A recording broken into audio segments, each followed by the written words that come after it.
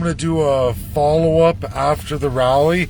Some great takeaways there. There was a big learning curve for me, especially, and to see what all these different groups, organizations, independent MPs like Randy Hillier, what they're thinking, what everyone thinks, and how they view the system, or what they think the system's going to yield. And the biggest takeaway from this rally, like so many, and especially here in Ontario, that differs than how it is out west for everybody, I'm seeing that clearly. And I made 3 key points, three observations today that have to be addressed, and I'm going to have to reach out to all of these people, including Randy Hillier. And if those of you who did watch his live on stage, it's great to rally people up, get the people. I know the age-old idea, if we get all the people together, if we can rally them, the government will change. The government's not going to change, and we're all seeing that. We're seeing rights eroded in all kinds of areas. Businesses think that rights work a certain way, and the reality is they don't. And it's this education, this CCP, Canadian Constitutionalist Party I'm building. The narrative has to go. So we're going to break that down today, right now, post what I just watched with all of you in several videos, some of which I had to cut because I didn't have enough energy on the phone to complete a Randy Hillier as he came at the end. And it was great, and it's great to rally people, but people need to know that there's a way to do something to get this done, empowering the people. And that's why we need the federal party, and people have to understand that there is no constitution for the provinces, and any of the rights given to the provinces by that very limited federal constitution will not give any credence to those civil rights. That's what business rights are. That's what property rights are. And without a codified provincial constitution, you will never, ever, absolutely ever have those, no matter who, because every politician that comes along will take it away from you. They will. There's no rules. How to govern, they're missing. So Randy Hillier got up there. It was a great speech. I put this first, and how he says, freedom and all these rights, human rights. Well, that again, where is the rules of international law that we're going to utilize? Because there's a lot of things we can't do because of international law. Canadians need to know that. We need to have that addressed. If we're going to look at amending, we have to match the world, or guess what? We're not going to have those rights, ever. The world will say, no, you don't. Religion's absolutely protected. A lot of people don't realize that. They don't realize even the pasture, what I'm doing with ICC, and why that's so important. Because if we can't get it in the world narrative, which is backed up in world law, the politicians are going to continue to steal it away from you. So Randy's got to be made aware of that. I'm going to have a meeting with him. I'm going to have to go through these things, show him our federal constitution. What was really important here, Canadians, all Canadians, everyone watching this, Westerners, get it shared out, is this. We sing O Canada, which was so important at that rally. And everyone, the words to O Canada. Did you know that our Constitution is 100% codified in the opposite of O Canada? Canadians don't know this, that the legal system of Canada as it is absolutely opposite to O Canada. Our home and native land? No, not our home and not native land. The Constitution of Canada bears opposite to that since 1867. All amendments since have never addressed the fact that we swear our allegiance to the United Kingdom. We don't have O Canada, we have O Her Majesty and absolutely United Kingdom. That's the law of Canada in absolute law. That's what we do legally. That's how the entire legal system and political system works legally. Canadians don't know this. Your very limited constitution, codified, will tell you this absolutely. Sorry, we just stopped at Tim Hortons. I'm trying to complete this live, and I need a double-double. But So that's one thing. Canadians think, oh, Canada has some kind of legal representation. Wrong. No, it doesn't. Canadians need to know that. That while you sing, oh, Canada, and Canadian politicians tell you all this stuff, in absolute domestic Canadian law, absolutely, is the entirely opposite. 100%. That's easily proven. Go look it up right now. Canadian Constitution, look it up. Look up your preamble. Absolutely opposite of O Canada. So you sing these things, you believe them to be real? It is 100% the opposite. We give away our sovereignty. Every immigrant that comes to Canada has to swear to become a Canadian citizen. To get your citizenship, you must swear that oath. All politicians swear that same oath to Her Majesty and give the sovereignty away to the United Kingdom, opening up the door to all the multinationalism, giving them power over your domestic country. Oh, Canada is just a song. It's a way to trick the people, but the real Constitution of Canada says opposite. 100%. First major malfunction, and why the courts don't work in any way, the politicians don't work any way Canadian that you think is Canadian, because it isn't, and legally it's not. This is reality, 100%. I have every great expert across the entire world will back up what I'm saying 100%, as they are. It's already been done for my loyal followers. You've already got to experience the Canadian presentation of provincial constitutionalism by Richard Albert live.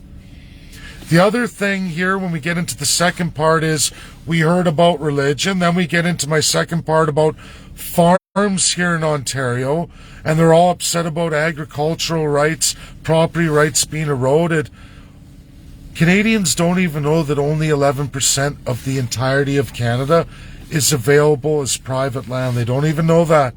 They don't even know that First Nations only have 8%, and a vast majority of them outside of Métis are down in Inuit and the First Nation Treaty Indian. Guess what? They have the absolute least amount. But Canadians, all 38 million, share only 11% of Canada in any kind of private property. The government itself gets 4%, and then 79% of Canada remains in limbo. You want to talk agriculture, forestry, property rights, those civil rights everybody wants that are given to the provinces in full power of constitutionalism in Canada. That right is given to every province, each of them. And none of them want to settle the claims. Not in the federal smaller portion of land, and absolutely not in the provincial crown land. United States is completely settled, 100%. First Nations, the American Indian, who's a lot smaller, enjoys 500 times more land than the Canadian First Nations. American people have access to almost 7 times the land any Canadian citizen has. And they have 325 million people. We have 38 million. Break it down per person, it's pretty pathetic. Canadians need a massive education here. The politicians don't want that education. They want the standard of living reduced and the cost of land increased on a very, very limited amount, while they enjoy even twice as much power as the Chinese Communist government over all of you. Check it out. China gives access to 22%, twice as much as what the Canadian government gives to the people of Canada. And then they oppress the First Nations in only 8%. It's called settling the claims, something we haven't done. The United Kingdom gave Canada this crown corporate power. It's yours now. Cemented absolutely by 1945. King George VI did it in 1952, absolutely. Didn't finish the work. Your corrupt politicians, federally and provincially, are running on pure constitutional monarchy power, meaning they took the embedded colonialism in Governor General, Lieutenant Governor, that Privy Council, absolutely the upper house, Senate, all appointed, all by Prime Minister, lifetime appointments. All of what I just described to you, this crown colonialism power given to the politicians by the UK monarch, that they usurp and use to take away all democracy, is done this way. You're either one, a famous Canadian, two, a friend of the Prime Minister, or three, a first-class citizen, or all three, but you must have one of those definitions to be a senator in Canada, to be a governor general, or to be a lieutenant governor in any province or territory. That's how it works. They absolutely overstep our court system through Her Majesty's Crown power, stolen by the politicians of the day, been utilized all the way up to today, 2021. Randy Hillier tried to fight that system. He's now an independent MP. Thrown out of the party system. You will kiss that Her Majesty, which is Prime Minister, whoever that is. And the CPC, NDP, Liberals, they all fight for that power. Every party in Canada does. And provincially they do too. Because in a province, when you get elected, if you have a majority, you have full autocratic power. No codified of how to govern. You are free to do whatever you want, and they have the party whip. If an MLA doesn't follow the leader, they're tossed out of the party, thrown out on their butt. This is what Canadians don't understand. All these organizations, they're great rallies, but if we don't get the legal system how it is, and absolutely internationally, or how it is here domestically, federally, and absolutely provincially, if we don't get that narrative out and what we're doing, people can kick, stomp, scream, say why, but at the end of the day, we will never see any change, because premiers will never push it forward. Why would they? They have absolute full colonial power stolen from the real Majesty, Queen Elizabeth II, since 1952. All politicians have been corrupted by this, and they just walk into it. They rape the taxpayer. They crush businesses as they see fit, make changes in what they call the small c through parliamentary acts. If they want, through the Privy Council with zero democracy, and the Senate will push it forward because they're all appointed too. An outrageous, grievous system that only exists in a few countries today. Almost as bad as communism. And when you lose the morality of the politicians, which we all know today, years ago there was a good Christian value system there where, politicians for the most part acted in the best interests. Now they don't. They act in the foreign interest. We are foreign funded, foreign run, and there is zero codification of any constitution, both federally and in the absence of provincially, for politicians to be held to account. No rules of how to govern. You can go to the United States, all 50 states have absolutely strong codified constitutions limiting the abuse of the politician. They can find themselves charged with treason. That's why you don't see this happen in any of the 50 states. Generally, they all have it codified in different realities of assembly or legislature, or there's even other names. They all have different systems, but they absolutely have all these protections. Maybe different descriptions and names, but they're there. That is how to govern codification, big C of constitutions, that's absolutely missing from every province and territory in Canada. And what limited federal codified constitution we have doesn't address this stuff. This is what has to be told to business owners in Canada. They have to learn where their civil right is, why it's not protected, because it's not codified, because there are zero constitutions in any province where that civil right is found. Same with property, same with 2/3 of the rights you think you have, but are not enshrined by any government at all, and they can take them away any time they want with any incoming elected party.